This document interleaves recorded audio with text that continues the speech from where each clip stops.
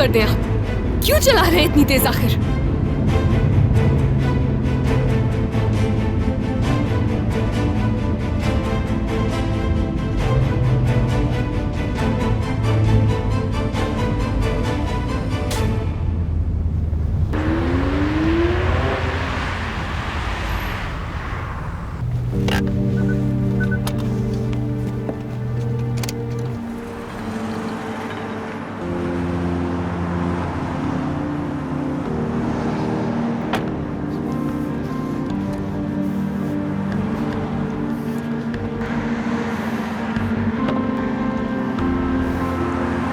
आ जाओ।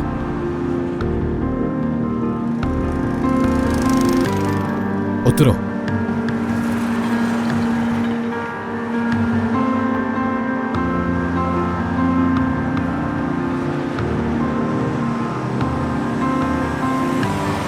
ये कहाँ ले आए हैं? ये हम दोनों के फायदे का काम है, जिस पर एक रोज तुम एहसान मानोगी मेरा।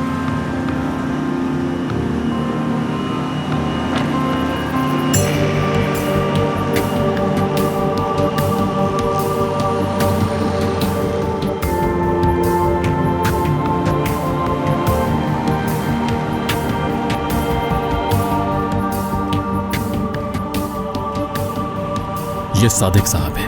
सलाम।